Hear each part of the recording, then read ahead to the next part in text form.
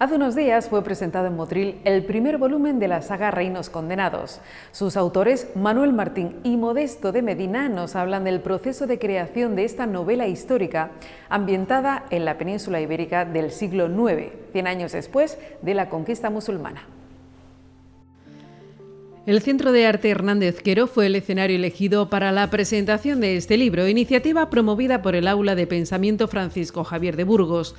Los creadores de la saga de novelas Reinos Condenados, Manuel Martín y Modesto Medina, estuvieron arropados por familiares y amigos en un acto apadrinado por el historiador motrileño Manuel Domínguez.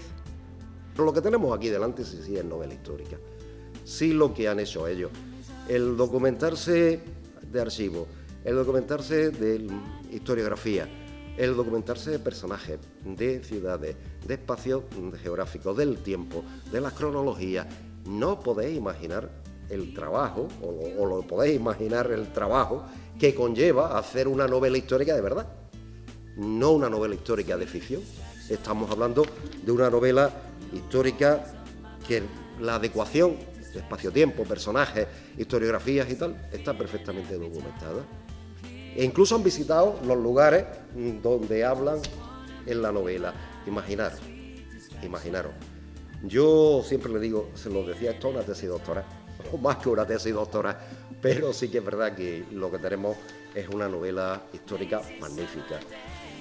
Muy bien planteada desde el punto de vista literario, muy bien planteada desde el punto de vista de la base de documentación histórica que ellos han trabajado y muy bien planteada desde el punto de vista de lo que se está haciendo hoy de verdad en la novela histórica. Este año ha visto la luz el primer volumen, En la Tierra de los Muertos, un libro que está teniendo muy buena crítica, como hemos podido comprobar a través de los mensajes que dejan sus lectores en la página web Reinos Condenados, creada por los autores. Y prácticamente agotada la primera edición, preparan ya la siguiente. Manuel y Modesto nos cuentan cómo comenzaron esta aventura literaria hace ya algunos años.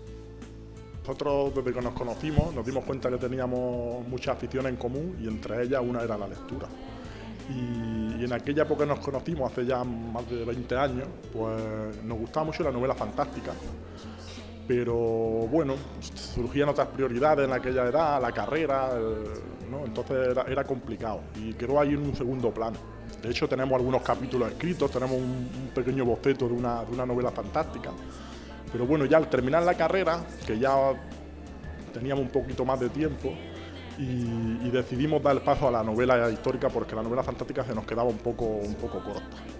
Y desde entonces, de eso hace ya 15 años, surgió el primer capítulo de esa novela hace unos 15 años más o menos. Y claro, al escribir ya nos dimos cuenta que para tener más seguridad necesitábamos una coherencia histórica y fue cuando acudimos a la documentación y a la investigación. Y tras este largo y minucioso periodo de investigación y documentación, aparece este primer libro que cuenta con diferentes mapas a color e ilustraciones realizadas por los artistas granadinos Cristina Nogales y Guillermo García Valdecasas. En ella, los autores trasladan al lector hasta el siglo IX. Pues mira, es una época en la que estamos escribiendo muy oscura a nivel documental. Estamos en el siglo IX, en la península ibérica, hay muchísimas realidades culturales.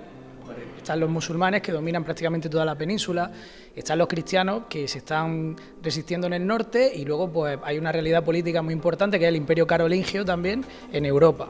Entonces, pues dentro de esas tres grandes visiones de esta realidad, pues hay también subvisiones. Están los cristianos que viven bajo dominio musulmán, están pues la gente, los emigrantes francos que llegan a la península y se encuentran con eso, con la Tierra de los Muertos, que es como llamaban los monjes irlandeses a la península en sus escritos. Entonces, pues hay tan poco a nivel documental que hemos tenido que investigar muchísimo, contrastar informaciones de muchísimos autores y al final lo que hemos hecho es sentirnos cómodos con esa investigación para poder hacer un buen telón de fondo y poder en realidad plasmar una trama, que es de lo que se trata, porque no hay que olvidar que esto es una novela, no es un tratado sobre historia. Los hechos se estructuran como una novela río y aunque priman las emociones y las relaciones personales, el histórico telón de fondo nos revelará con rigor una época poco conocida. Nosotros hemos parcelado la novela en capítulos relativamente cortos para que la gente pueda leerlo pues, cuando busca un hueco, y hemos procurado que cada capítulo termine y te deje con esas ganas de más. La novela está en un formato que es una novela río, es decir, que hay 6 personajes principales que tienen su contexto y su realidad, ¿no?, que van fluyendo como afluentes hacia una trama común que sería el río de esta novela, ¿no?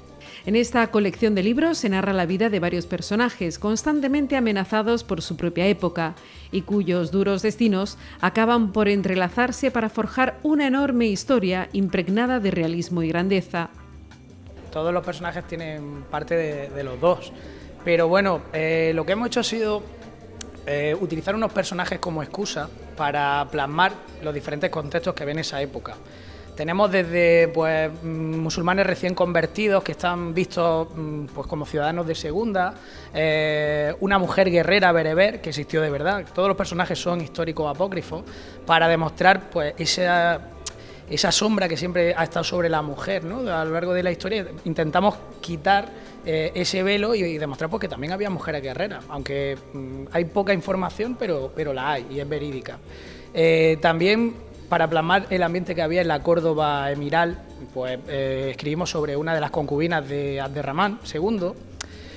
Luego hay un cristiano que vive en Toledo bajo el dominio musulmán, pero es un rebelde y al final no le queda más remedio que emigrar hacia el norte, que se está resistiendo, y ve que esa realidad del norte pues no es tan bonita como la pintan.